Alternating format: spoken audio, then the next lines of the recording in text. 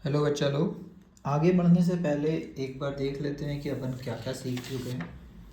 तो अपन सबसे पहले सीखे बेसिक्स इंट्रोडक्शन, जिसमें होमोजेनस मिक्सचर होता है, सॉल्यूशन ये पता चला, उसमें सॉल्यूट सॉल्वेंट होते हैं और बाइनरी सॉल्यूशन अपने सिलेबस में है। फिर हमें कंसंट्रेशन टर्म पता चला और हमें पता चला कि 7 कंसंट्रेशन टर्म है, 3 परसेंटेज वाले हैं और फोर्थ वाला भी परसेंटेज से रिलेटेड है, बस इंटू 100 की जगह इंटू 10⁻6 करना है। फिफ्थ सिक्स सेवन्थ जो है वो क्लास 11 12 से रिलेटेड है और वो मोल से रिलेटेड है। ठीक है। उसके बाद पॉइंटर नंबर 3 अपन पढ़ना शुरू किए, जिसमें अपन जाने थोड़ी बातें सॉल्युबिलिटी के बारे में।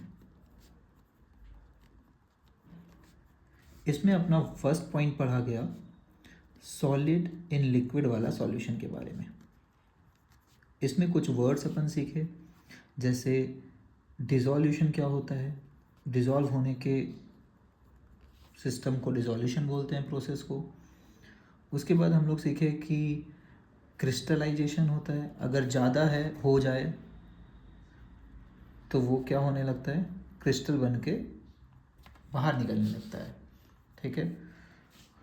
तो अपने को पता चला, उसके बाद अपने को पता चला solute plus solvent gives solution होता है और उसका जो इक्विलिब्रियम है, इनका जो इक्विलिब्रियम है वो आ चुका है, मतलब ये सॉल्यूशन कैसा है, सैचुरेटेड। तो मैक्सिमम क्वांटिटी ऑफ जो सॉल्यूट होता है वही उसका क्या हो जाता है, सॉल्युबिलिटी हो जाता है। तो यहीं पे अपन सॉल्यूट की क्वांटिटी को क्या बोलते हैं, सॉल्युबिलिटी। और हमें पता चला ये इक्विलिब्रियम है, जितने सॉल्यूट पार्टिकल सॉल्यूशन में जा रहे हैं उतने सॉल्यूशन से बाहर निकल के सॉल्यूट भी बन रहे हैं। ठीक। फिर अपना नेक्स्ट टॉपिक है क्या, गैस इन लिक्विड। ठीक है, यही फेमस अपने को पढ़ना है टाइप ऑफ सॉल्यूशंस में। और इसको देखते साथ अपने को याद आना चाहिए कोल्ड ड्रिंक की कहानी, क्योंकि सबसे क्लोज एग्जांपल हमारे लाइफ में कोल्ड ड्रिंक का ही है, जो एक्चुअली में CO2 गैस डूबा होता है, किसमें, कोई ना कोई लिक्विड में। हाँ, और ऊपर में CO2 काफ़ी ज़्यादा होगा तो अंदर भी काफ़ी मिलता है, ये बात भी हम लोग को पता है। जितना ऊपर CO2 होगा तो बोला जाता है जितना पार्शियल प्रेशर होगा CO2 का हवा में उतना ज़्यादा वो अंदर में मिलेगा। तो इसी से रिलेटेड एक लॉ आया जिसका नाम है हेनरीज लॉ। तो इस टॉपिक में अपने को पढ़ना है हेनरी साहब ने जो लॉ दिया। हेनरी साहब ने बोला जितना प्रेशर उतना मोल फ्रैक्शन CO2, उतना ज़्यादा क्वांटिटी CO2 का कंसंट्रेशन इस बार किस में नाप रहे हैं, मोल फ्रैक्शन में, उतना ज़्यादा वो सॉल्यूशन में मिलेगा CO2, तो उतना अच्छा टेस्ट आएगा। हम लोग को पता है, इसलिए ढक्कन बंद करके रखते हैं, क्योंकि ढक्कन बंद अगर खोल दिए तो CO2 तो उड़ जाएगा। तो CO2 का कंसंट्रेशन हवा में लिक्विड के ऊपर ज़्यादा रहा नहीं, तो इसलिए देखते हैं थोड़ा सा गैप भी रहता है, क्योंकि CO2 रहता है हवा में भी। ठीक है। तो हेनरी साहब ने बोला, किसी ने बोला अच्छा ये तो ठीक है, ऑब्वियस बात है, लेकिन हेनरी साहब ने अपना एक कांस्टेंट दिया जिससे एग्जैक्ट कैलकुलेशन कर सकते हैं कि प्रेशर अगर 10 से 20 हुआ तो मोल फ्रैक्शन कितना होगा। तो KH एक गैस के लिए कांस्टेंट होता है, जैसे CO2 के लिए अलग आएगा KH, O2 के लिए अलग आएगा, नहीं तो सबका सेम नहीं आ जाएगा। 10 से 20 हुआ ऑक्सीजन के लिए तो उसका भी मोल फ्रैक्शन उतना ही बढ़ जाएगा जितना CO2 का बढ़ेगा। बट ऐसा होता थोड़ी है, सब सेम एक्सटेंट में डिजॉल्व होते हैं क्या, हर गैस सेम एक्सटेंट में दुनिया में डिजॉल्व नहीं होते हैं। तो उसको टैकल करने के लिए हेनरी साहब ने अपना कांस्टेंट दिया जिसका नाम है KH। ठीक है। और दूसरी बात अपने को, तो ये हो गया इफेक्ट ऑफ प्रेशर। उसके बाद हम लोग को टेम्परेचर का इफेक्ट भी पढ़ना पड़ता है। ठीक है, यहाँ पे भी हम लोग effect of temperature and pressure पढ़े थे। तो टेम्परेचर का इफेक्ट क्या आता है यहाँ पे, कि अगर एंडोथर्मिक है तो सॉल्युबिलिटी क्या होगा, बढ़ेगा। एक्सोथर्मिक के लिए सॉल्युबिलिटी घटेगा, क्या करने पे, टेम्परेचर बढ़ाने पे। ठीक है।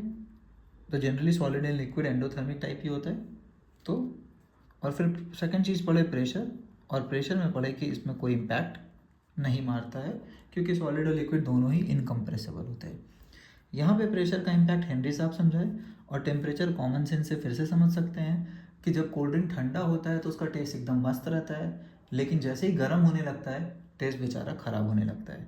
तो यहाँ पे टेम्परेचर बढ़ाने पे CO2 अंदर जो है वो कम होने लगता है, तो मतलब सॉल्युबिलिटी डिक्रीज होता है, सॉल्युबिलिटी डिक्रीजेस। ठीक है। तो ये सब बातें हैं जो पूरा अपन हेनरी साहब से समझेंगे। तो चलिए देखते हैं। तो many gases dissolve in pani oxygen dissolve only to a small extent in pani. It is this dissolved oxygen which sustains all aquatic life. On the other hand, hydrogen chloride is highly soluble in पानी. HCl तो बड़ा मस्त डूबता है, oxygen थोड़ा थोड़ा डूबता है, लेकिन काफ़ी है एक्वाटिक बेचारे ऑर्गेनिजम्स के लिए काफ़ी है. Solubility of gases in liquid is greatly affected by pressure. तो प्रेशर यहाँ पे तो कोई फ़र्क नहीं पड़ रहा था सॉलिड इन लिक्विड में, लेकिन गैस इन लिक्विड में काफ़ी फ़र्क पड़ता है प्रेशर से भी और टेम्परेचर से भी. ठीक है, okay. The solubility of gas increases with increase in pressure. क्या कोल्ड ड्रिंक में ऐसा ही होता है? CO2 का सॉलिबिलिटी मतलब कोल्ड ड्रिंक के अंदर CO2 ज़्यादा मिलेगा अगर प्रेशर ज़्यादा हुआ तो, है ना. जैसे ही ढक्कन खोलेंगे प्रेशर रिलीज़ हो जाता है क्योंकि CO2 भागने लगता है, तो टेस्ट भी ख़राब होने लगता है कोल्ड ड्रिंक का. For solution of gases in a solvent consider a system as shown. अब देखिए पिक्चर से भी NCERT भी समझाने का कोशिश किया सेम चीज़ को. The lower part is solution and the upper part is gaseous. तो मान लीजिए ये सॉल्यूशन है, ठीक. ये ऊपर में ब्लू वाला गैस गैस गैस है. अब ये वेट पड़ेगा तो गैस के पार्टिकल पर यूनिट एरिया बढ़ेगा, तो फोर्स पर यूनिट एरिया क्या होता है? प्रेशर. तो प्रेशर बढ़ा. अब प्रेशर बढ़ने पे ये देखा गया कि जो पार्टिकल अंदर मिल रहे थे, सपोज 10 पार्टिकल मिल रहे थे, प्रेशर बढ़ने पे वो पार्टिकल शायद अब 20 हो गए अंदर. वैसे ही होता है कोल्ड ड्रिंक में भी. इसलिए कोल्ड ड्रिंक का ढक्कन बोलते हैं बंद करके रखिए ताकि CO2 हवा में कोई उड़ ना जाए, कम ना हो जाए. मैक्सिमम करके कंपनी वाले दिए हैं, ऐसा वाला कंपनी वाले करके दिए हैं. आप ढक्कन खोल दोगे तो बेचारा वो उड़ जाएगा, तो ऐसा वाला पहुंच जाएगा, ठीक. तो ख़राब टेस्ट होने लगेगा क्योंकि CO2 पानी में भी कम हो जाएगा अपने कोल्ड ड्रिंक में. The lower part is solution and the upper part is gases system at pressure P and temperature T. Assume this system to be in state of dynamic equilibrium. मतलब इधर से इधर, इधर से इधर, मतलब अब सब सिस्टम बंद हो चुका है, सैचुरेटेड हो चुका है, अब कुछ नया ही करना पड़ेगा तब कुछ होगा. Assume the system to be a state of dynamic equilibrium. Under these condition, rate of gases particle entering, gas यहाँ से इतना जा रहा होगा 2, तो यहाँ से यहाँ भी 2 वापस आ जा रहा होगा. And leaving the solution phase is the same. Now increase the pressure over the solution phase by compressing the gas to a smaller value. अब प्रेशर बढ़ाने का तरीका यहाँ पे क्या लिया गया है कि वेट डाल दो, इसका ढक्कन थोड़ा और क्लोज कर दो, तो गैस छोटे से एरिया में आ गया. एरिया कम मतलब प्रेशर ज़्यादा हो गया. This will increase the number of gaseous particle per unit volume over the solution and also the rate at which the gaseous particle are striking the surface of solution to enter it. ज़्यादा gaseous surface अब टकराएगा भी और अंदर घुसते जाएगा. The solubility of the gas will increase until a new equilibrium is reached. तो मतलब pressure से डायरेक्टली प्रोपोर्शनल है solubility. प्रेशर ऑफ गैस बढ़ा हवा में तो अंदर गैस ज़्यादा मिलेगा. The solubility of gas will increase until new equilibrium is reached, which resulting in an increase in the pressure of gas above the solution and thus its solubility increases. ठीक है, तो ढक्कन बंद करने से प्रेशर बढ़ा है, solubility भी इसलिए बढ़ा है. अब ये सब बात तो लोगों को समझ में आ रहा था, लेकिन जब तक कोई मैथ्स नहीं देता है ना, उसकी इज्जत नहीं होती दुनिया में. तो हेनरी साहब was the first to give a quantitative मतलब इक्वेशन दे दिए, वो एग्जैक्ट आंसर निकाल सकते हो. 10 से 20 प्रेशर होगा तो एक्स में क्या चेंजेस आएगा. Relation between pressure and solubility. Solubility इस बार किस टर्म्स में नापेंगे? कंसंट्रेशन के बहुत सारे टर्म्स होते हैं, 60 टर्म्स होते हैं. इस बार हम लोग मोल फ्रैक्शन नाप पा रहे हैं. हेनरी साहब मोल फ्रैक्शन के टर्म्स में दिए आंसर. तो relation, Henry was the first to give quantitative relation between pressure and solubility of a gas in a solvent which is known as Henry's law. The law states that at a constant temperature नहीं change कर रहे हैं क्योंकि pressure का impact पढ़ रहे थे Henry साहब. The solubility of a gas in a liquid CO2 gas cold drink में is directly proportion to the partial pressure of the gas present above the surface of the liquid और solution. तो जितना pressure होगा, partial pressure क्यों बोलते हैं? ऐसा मान लेते हैं अगर एक से ज़्यादा गैस है तो भाई बाकी गैस से हम लोग को थोड़ी मतलब है, हम लोग को तो CO2 का सॉलिबिलिटी देखना है, तो उसका प्रेशर को पार्शियल प्रेशर ऑफ CO2 बोलेंगे क्योंकि शायद टोटल प्रेशर बाकी गैस के कारण भी है. तो हम लोग को बाकी गैस से मतलब नहीं. अब यहाँ पे हीलियम गैस हो तो हीलियम का क्या करना है, हमें तो CO2 देखना है कितना अंदर जा रहा है. इसलिए partial pressure of the gas पे डिपेंड करता है कि सॉल्यूशन के अंदर कितना, वो वाला गैस कितना मिलेगा. Dalton A contemporary of Henry, contemporary मतलब उसी एरा के थे डाल्टन साहब भी, वो भी अपना एक्सपेरिमेंट कर रहे थे, उन्होंने भी यही इक्वेशन मिलता जुलता दिया था. ऑल्सो कंक्लूडेड इंडिपेंडेंटली, वो भी अपना काम कर रहे थे, that the solubility of a gas in a liquid solution is a function of मतलब डिपेंडेंट है, कैसे है वो नहीं एग्जैक्ट बताया, फंक्शन मतलब होता है सिर्फ कि डिपेंडेंट है, partial pressure of the gas पे. If we use the mole fraction of the gas in the solution as a measure of its solubility, then it can be said that the mole fraction of the gas, तो concentration इस बार किस terms में नाप रहे हैं अंदर, मोल fraction में, तो mole fraction of the gas solution के अंदर is proportional to the partial pressure of the gas over the solution, ठीक है, जितना हवा में उतना अंदर मिलने के चांस है. The most commonly use form of Henry law states that the partial pressure of the gas in the vapor phase is proportional to the mole fraction of the gas in the solution. ठीक है, तो P is proportional to X और equal to sign लगाने के लिए proportionality constant लाना पड़ता है. ठीक है, तो इस बार प्रोपोर्शनैलिटी कांस्टेंट कौन सा है, KH. ठीक, तो इसको कंपेयर कर सकते हैं y equal to mx plus C से. इंटरसेप्ट क्या है, 0. आप पुट कर सकते हो, x इक्वल टू 0 पुट करें. ठीक है, तो y इक्वल टू क्या आ रहा है, x इक्वल टू 0 पुट करने से p इक्वल टू 0 ही तो आ जाएगा. तो मतलब 0 0 इसका एक कोऑर्डिनेट है, मतलब ग्राफ ओरिजिन से होते हुए कहीं जाएगा. ठीक है, फिर पार्शियल प्रेशर बढ़ाएंगे तो मोल फ्रैक्शन बढ़ेगा. तो HCl का बात कर रहा है साइक्लोहेक्सेन में, सॉल्वेंट साइक्लोहेक्सेन, सॉल्यूट HCl. तो आप देख सकते हैं मोल फ्रैक्शन बढ़ा. कहाँ पे मोल फ्रैक्शन बढ़ा, सॉल्यूशन में बढ़ा. कब, जब वेपर प्रेशर HCl का हवा में बढ़ रहा था. तो वेपर प्रेशर देखिए 500 से 1000 गया, तो 500 के अराउंड 0.01 आ रहा है मोल फ्रैक्शन. सॉल्यूशन के अंदर HCl इतना मिलेगा, लेकिन 1000 प्रेशर कर देंगे तो 0.02 के अराउंड सॉल्यूशन के अंदर मिलने लगेगा. बढ़ गया है. ठीक है, तो KH इंटू एक्स. यहाँ पे एक JEE का सवाल बहुत बार पूछा जाता है, ऐसे एक और ग्राफ बना देगा यहाँ पे. ठीक, दूसरे गैस के लिए KH का वैल्यू चेंज हो जाएगा. तो KH एक्चुअली है क्या, M है, और M क्या होता है, स्लोप. तो अब देखिए स्लोप बढ़ गया है, तो किसका KH ज़्यादा होगा, ऐसा पूछा जाएगा, गैस 1 का कि गैस 2 का. तो हम लोग बोलेंगे गैस 2 का KH ज़्यादा है. ठीक है, स्लोप क्योंकि उसका ज़्यादा आ रहा है. स्लोप क्या होता था, tan theta, angle with x axis give slope. ठीक, तो KH बढ़ेगा तो स्लोप बढ़ेगा, तो ग्राफ ऐसे ऊपर की तरफ शिफ्ट होगा. अगर KH छोटा होते गया तो ग्राफ नीचे की तरफ शिफ्ट होता जाएगा. Here KH is the Henry law constant. If we draw a graph between partial pressure of the gas versus mole fraction in solution, then we should get a plot जो कि यहाँ पे दिख रहा है 1.2 में. Different gases have different KH values at the same temperature. आ गया interesting बात. टेम्परेचर भले फिक्स है, लेकिन गैस चेंज होगा तो KH यहाँ पे चेंज होगा. ठीक है, फिर आप बात कर सकते हैं 10 से 20 करेंगे तो CO2 का X में क्या अंतर आएगा, O2 के X में क्या अंतर आएगा, क्योंकि KH तो दोनों के लिए अलग अलग होगा. This suggest that KH is a function of nature of gas. Interesting बात कि KH फिक्स नहीं है भाई. तो KH फिक्स होता तो मान लें KH का वैल्यू 20 है, तो 20x करके लिख के छोड़ देते हैं, P इक्वल टू 20x. इतना टाइम पास क्यों कर रहे हैं, बार बार KH लिख रहे हैं. तो KH भाई एक तो गैस पे डिपेंड करता है, दूसरा एक पार्टिकुलर गैस का भी KH चेंज होता है टेम्परेचर के हिसाब से. क्योंकि ये तो हम लोग प्रेशर का इम्पैक्ट पढ़ रहे थे, तो हम लोग टेम्परेचर को तो फिक्स कर दिए हैं. तो CO2 गैस की बात करेंगे तो टेम्परेचर बढ़ेगा तो KH में चेंजेस आएगा. कैसा चेंजेस आएगा, कॉमन सेंस ये बोलता है कोल्ड ड्रिंक वाले एग्जांपल से कि कोल्ड ड्रिंक जब गर्म होने लगता है तो CO2 बाहर निकलने लगता है, तो सॉल्युबिलिटी घटता है. सॉल्युबिलिटी घटता है, सेम प्रेशर पे सॉल्युबिलिटी घट गया टेम्परेचर बढ़ाने से, मतलब KH का वैल्यू क्या आता होगा, ज़्यादा आता होगा, क्योंकि प्रेशर तो 100 ही है. अब इन दोनों को मिल के 100 होना था. अब सॉल्युबिलिटी हम लोग को पता है टेम्परेचर से घट जाता था, X घट रहा है, मतलब KH बढ़ा होगा ज़रूर. ठीक है, तो ये सब कॉमन सेंस क्वेश्चन बनाते बनाते भी आ जाएगा. काफ़ी सारे क्वेश्चन हम लोग सॉल्व करके दिए हैं, उसको रिफ़र करें कृपया करके. It is obvious from equation that higher the value of KH at a given pressure. तो दो टर्म का मल्टीप्लिकेशन 100 है सपोज. ठीक है, सोचने का ढंग बहुत आसान होना चाहिए. दो लोग मिल के 100 होता है, तो एक अगर बड़ा है तो दूसरा क्या होना पड़ेगा, छोटा. मान लेते पहले दोनों 10-10 था, ये KH अगर बढ़ गया 20 तो मोल फ्रैक्शन भी बढ़ जाएगा कि घट जाएगा. अभी भी प्रेशर चेंज थोड़ी हो सकता है, प्रेशर हवा में अभी भी 100 ही है मान लेते. ठीक है, तो अगर KH बढ़ा है तो X छोटा हो जाएगा. देखिए, देखा, तो ये सब कॉमन मैथमेटिक्स है. तो given pressure that higher the value of, तो गिवन प्रेशर मतलब प्रेशर फिक्स रखे हैं, तो higher the value of KH lower is the solubility.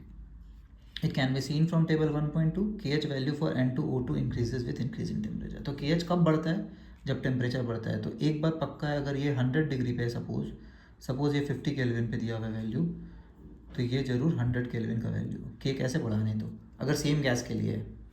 ठीक है, अगर गैस सेम रखते हैं, KH चेंज हुआ है तो टेम्परेचर चेंज हुआ होगा.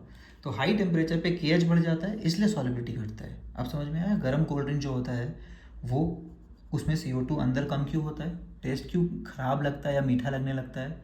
CO2 क्योंकि एक मस्त सा टेस्ट देता है ना, थोड़ा हार्ड सा, टेंजेंट सा, ठीक, वो टेस्ट ख़राब होने लगता है क्योंकि CO2 अंदर अब कम मिल रहा है। तो टेम्परेचर बढ़ाने से KH, तो ये पूछा जाता है बहुत बार, टेम्परेचर बढ़ाने से KH बढ़ता है घटता है? तो KH बढ़ता है लेकिन सॉल्युबिलिटी घटता है। तो आप देख सकते हैं टेम्परेचर बढ़ा रहे हैं, हीलियम के लिए देख लीजिए 293 पे KH कितना है? इतना। तो हीलियम का 2 वैल्यू तो दिया हुआ नहीं है, बाकी का देख लेते हैं। चलिए ऑक्सीजन देख लें। 293 पे KH कितना है? 34। 303 पे कितना है? 46। बढ़ गया। तो टेम्परेचर बढ़ाने पे KH बढ़ता है, इसीलिए तो सॉलिबिलिटी घटता है, क्योंकि राइट हैंड साइड में 2 टर्म थे, एक बढ़ा तो दूसरा को घटना पड़ेगा क्योंकि LHS तो फिक्स है अभी भी। तो increases with decrease in temperature, तो टेम्परेचर, तो सॉलिबिलिटी क्या होता है? टेम्परेचर डिक्रीज करने से बढ़ता है। तो कोल्ड ड्रिंक को इसलिए बोलते हैं ठंडा रखो, इसलिए नाम है कोल्ड ड्रिंक। ठंडा रखेंगे तो CO2 अंदर ज़्यादा मिलेगा, गर्म हो जाएगा तो CO2 अंदर कम मिलने लगेगा। It is due to this reason that aquatic species are more comfortable, मस्त है, एक्वाटिक को ज़्यादा मज़ा आता है ठंडी में रैदर देन वार्म वाटर्स में। क्यों? क्योंकि ठंडी में उनको ऑक्सीजन ज़्यादा मिलेगा पानी में, है ना? ठंडे पानी में, जैसे ठंडे कोल्ड ड्रिंक में CO2 ज़्यादा, अच्छा टेस्ट, वैसे ही एक्वाटिक वालों को भी ठंडे पानी में ज़्यादा मज़ा आ रहा है। उनको टेम्परेचर से ज़्यादा भैया जीने के लिए ऑक्सीजन चाहिए, तो ऑक्सीजन ज़्यादा कब मिलेगा? जब पानी ठंडा है। पानी गर्म होगा तो ऑक्सीजन निकल के बाहर भागने लगेगा, है ना? थोड़ा सोच के भी समझ सकते हैं ये बात कि टेम्परेचर बढ़ाने से सर ऐसा क्या हुआ होगा। तो बोल सकते हैं लिक्विड का स्पेस बढ़ गया होगा। अब लिक्विड का स्पेस बढ़ जाएगा, पहले ऐसा स्पेस था इतना कम, तो गैस ट्रैप्ड रहता था, अब इतना स्पेस हो जाएगा तो गैस पार्टिकल्स बाहर भाग सकते हैं। टेम्परेचर बढ़ाने से ये पार्टिकल्स अगर दूर गए तो गैस वापस भागने लगेगा हवा में, तो बोला जाता है सॉल्युबिलिटी घटता है गैस का। ठीक है, आई होप ये समझ आ रहा हो। एक क्वेश्चन कर लेते हैं यहाँ पे, if N2 gas is bubble through पानी। तो सबसे पहले ना आपको ऐसे वाले क्वेश्चन में ये समझना होता है कि क्वेश्चन आखिर है किस टॉपिक का। ठीक है, तो जैसे ही बोला N2 गैस पानी, तो मतलब समझ रहे हैं ना कोल्ड ड्रिंक वाला क्वेश्चन है। और हेनरी साहब क्या पीते हैं? हेनरी साहब कोल्ड ड्रिंक पीते हैं, ऐसे याद रखना है। हेनरी इज इक्वल टू हाँ, और जब भी कोल्ड ड्रिंक ऑफर होगा आप बोलोगे हाँ हम तो पियेंगे ही पियेंगे। तो N2 क्या है? गैस। पानी क्या है? लिक्विड। तो क्वेश्चन क्या हुआ? गैस इन लिक्विड का। और गैस इन लिक्विड का क्वेश्चन कैसे सॉल्व करते हैं? हेनरी लॉ से। ये होगा क्वेश्चन। अब देखते हैं क्या क्या गिवन है। N2 gas is bubble through पानी है 293 केल्विन, ठीक है, टेम्परेचर है। How many milli moles of N2 gas would dissolve in 1 litre of pani. Mole fraction निकाल लेंगे तो मोल्स निकल जाएगा। ठीक है, 1 लीटर पानी दिया हुआ है तो पानी सॉल्वेंट है। क्या पानी का मोल्स पता चल गया? 1 लीटर इज इक्वल टू कितना ml? 1000 ml। पानी का डेंसिटी 1000 ग्राम। पानी के मोल्स 1000/18। ठीक, ये सब जानकारी पानी देखते साथ, वॉल्यूम दिया है तो पानी का मतलब मास भी पता है। Assume that N2 exerts A partial pressure. P कितना दिया हुआ है? 0.987। अच्छी बात है, तो LHS 0.987 है। KH दिया हुआ है क्या? हेनरी लॉ कांस्टेंट N2 के लिए दिया हुआ है। अब हेनरी लॉ कांस्टेंट दिया, समझ ही गए, हेनरी साहब का क्वेश्चन है। ये हुआ क्या? यहाँ से X निकल जाएगा। ठीक है, तो X जो आएगा वो मोल फ्रैक्शन आएगा। ठीक है, मोल फ्रैक्शन क्या होता है? Moles of first by total moles is equal to कितना आएगा? जो भी X का आंसर आएगा। ठीक है, हम लोग को पूछा है N1 कितना है, मिली मोल्स पूछा है, बट एक्चुअली में N1 पूछा है। तो एक वेरिएबल हो गया N1/N1 + N2। N2 दिया हुआ है, तो इक्वेशन इन 1 वेरिएबल हो गया अगर X पता है तो। ठीक है, तो देखिए यहाँ पे कितना कितना वैल्यू दिया हुआ है। X का वैल्यू दिया हुआ है 1.29, खराब आंसर, अगेन बैड कैलकुलेशन। ठीक है, उसके बाद 1 वेरिएबल का क्वेश्चन हो गया। सॉल्यूट अगर कम है तो सॉल्यूट प्लस सॉल्वेंट को सिर्फ सॉल्वेंट लिख सकते हैं, अप्रॉक्सीमेशन, नहीं तो काम नहीं बनेगा अपना। ठीक है, यहाँ से n निकल जाएगा जो कि 0.716 मिली मोल्स में इतना आ रहा है, मोल्स में डिवाइडेड बाय 1000 करके आएगा। तो जो भी आंसर आ रहा था बहुत ख़राब आ रहा था तो उसको 1000 से इंटू करके पूछा है, तो मिली मोल्स में ये आंसर है। ठीक है, तो नेक्स्ट पार्ट में हम लोग देखेंगे हेनरी साहब का अप्लीकेशंस और फिर अपन जाएंगे रॉल्ट साहब के लॉ पे। ओके, चलिए बाय एवरीवन।